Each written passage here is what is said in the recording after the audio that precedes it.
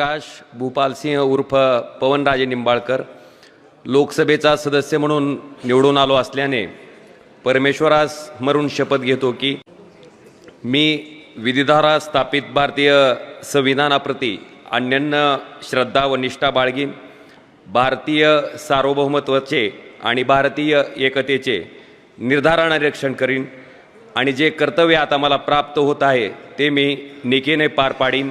Jai Hind, Jai Maharashtra.